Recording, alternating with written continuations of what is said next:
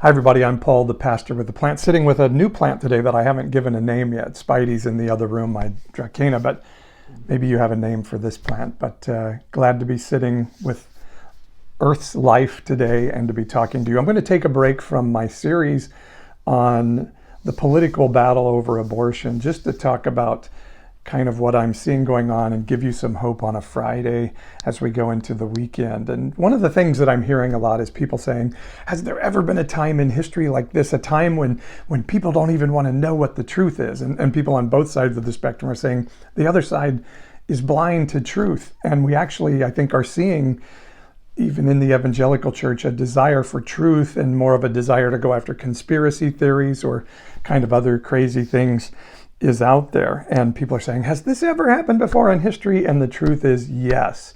It's actually a fairly frequent occurrence in human history and perhaps even more so in the Bible. So we can take some hope in the fact that this is not the craziest, most out of control time in the history of the world. It's fairly frequent as a human occurrence. And I want to talk about three of those instances very quickly. I'll keep this short in the Bible so you just have some idea of how this works. And so the first one comes from the Bible in the book of Numbers, chapter 13 and 14. If you've seen the movie Prince of Egypt or any of those old movies, you know the story of the Israelites being slaves in Egypt and then coming out, crossing the Red Sea swallowing up the Egyptian army, all of those stories. And they cross the desert. They get the 10 Commandments, the golden calf, all that stuff. Now they come to what is called the Promised Land. It's God's promise for them. He says, if you go through all this stuff, I'm going to give you this land that's flowing with milk and honey, which my friend Bob Prater always tells me that, milk is sustenance and honey is joy. And so God not only wants to give us what we need, but what we want as well. And that is his promise.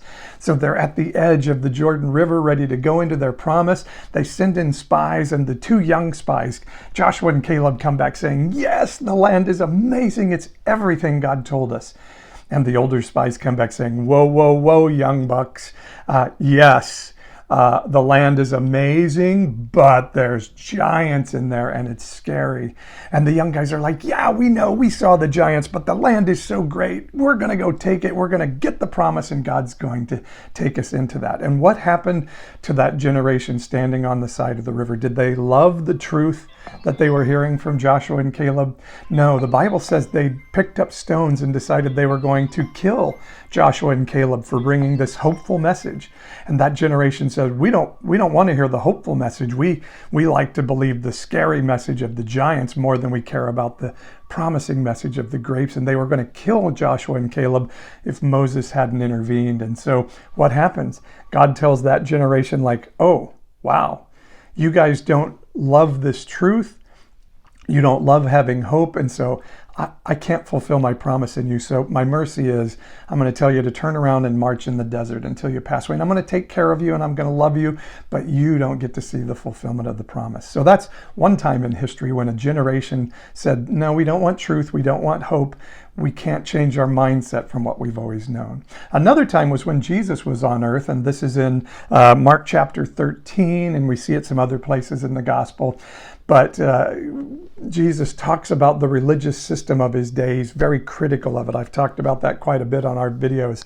And one of the things he said about the generation of that religious system, he's like, hey, if you're in this religious system long enough, you'll no longer have eyes to see and ears to hear what God is doing in the season.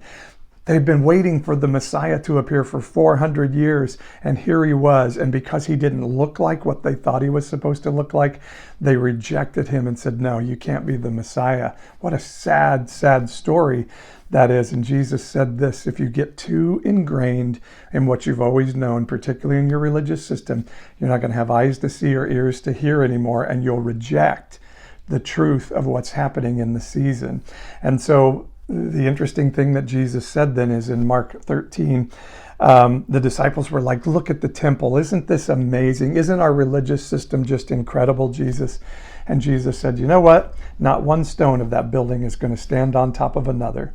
And sure enough, 70 years or so later in AD 70, that temple was completely wiped out, one stone off of the other. And again, it was God saying, man, you're so drawn to this old system, I'm going to have to get rid of it so that you're not drawn back to it. So that was our second time in history. And the third time, I want to read you a little bit of something about it from the Bible. These are in the days of Jeremiah.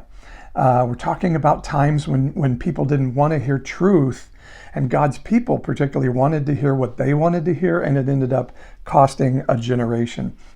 So the days of Jeremiah, I think, are very similar like today. They were days when the prophets of the church were out preaching and saying, hey, we know Babylon is this powerful enemy of ours, and they're kind of threatening us and maybe saying they're going to come take us. But you know what? We're God's people. Our country is so great. There's no way that's going to happen to us. And we're just telling you that God's going to take care of us. He's going to make Israel great again. And we're all that.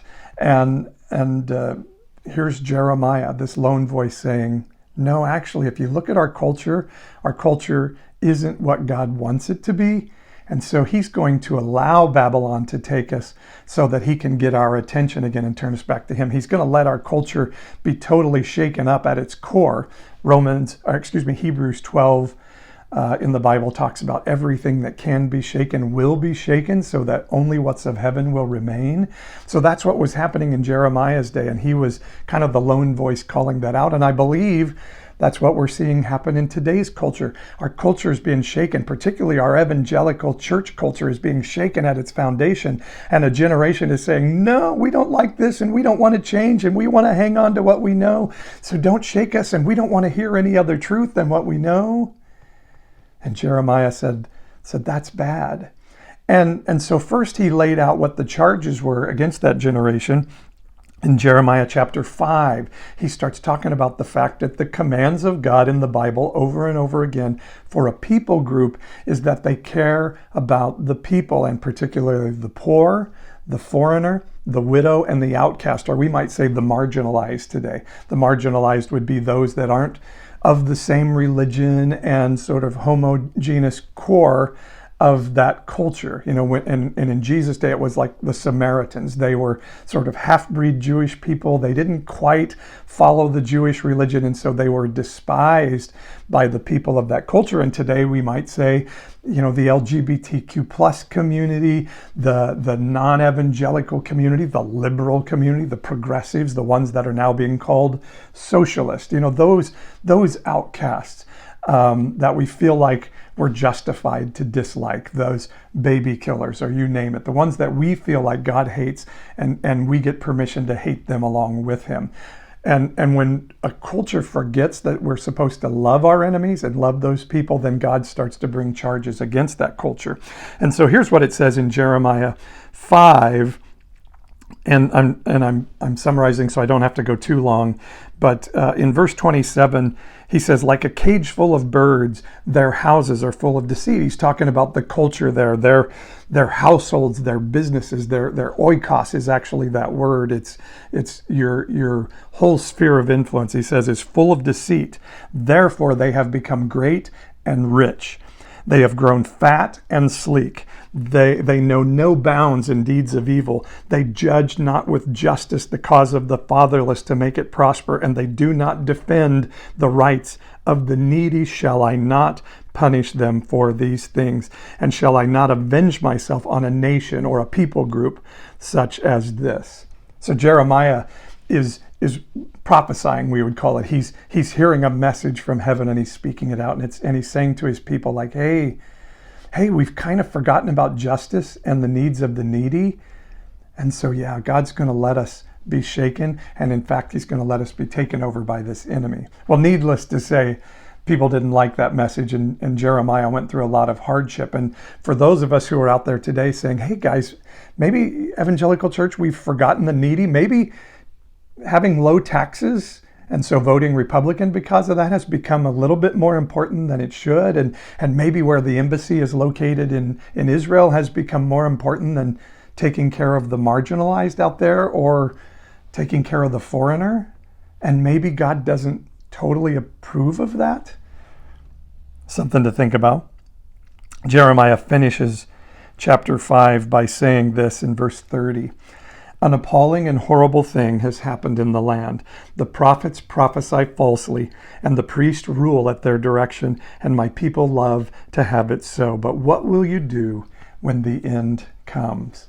So, wow, that's a pretty ominous message, isn't it? It sounds like, ooh, it's going to be bad. But here's the amazing thing about all of this. I know many of you have Jeremiah 29:11 as a really important verse in your life. And let me read that verse right now. It says, for I know the plans I have for you, declares the Lord, plans for welfare and not for evil, to give you a future and a hope. Isn't that an amazing Bible verse?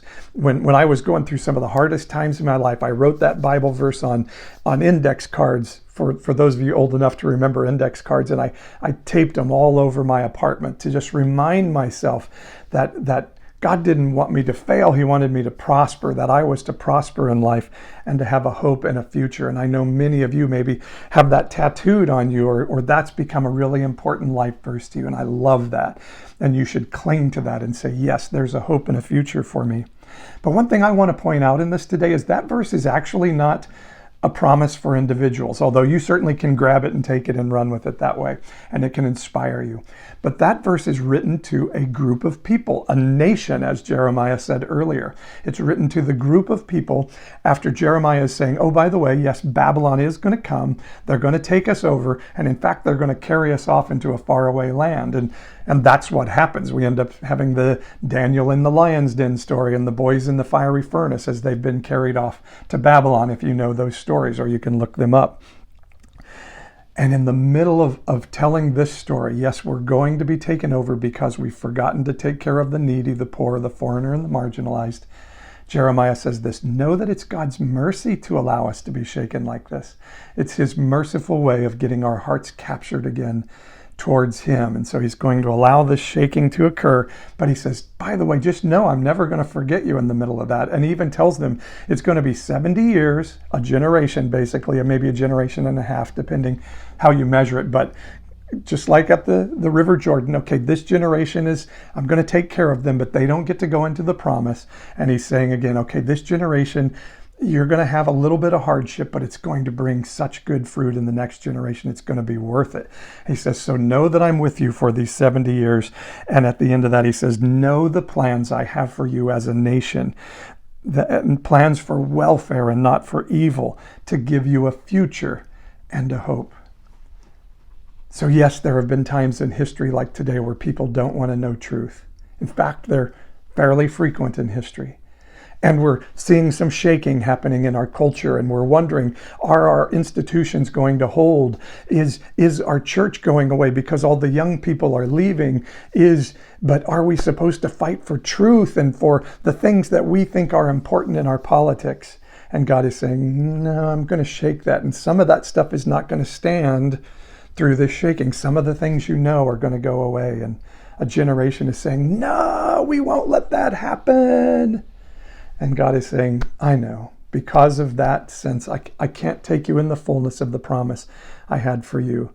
But know that my mercy is with you, and what you're going through in this season is going to bring amazing stuff in the next generation. That's why I share the message I share so often, is because I look at the millennials and the Gen Zers, and I see them get cursed and called snowflakes and all those things. And I just keep seeing amazing young people, amazing young adults, leaders that are going to do incredible things.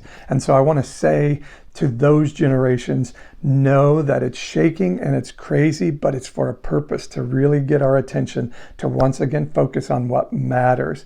And that's taking care of the fatherless, having justice for them, taking care of the poor and needy. As Jesus said, did you visit me when I was in prison? Did you clothe me when I was naked? Those are the things that prove you deserve to be a part of the kingdom of heaven.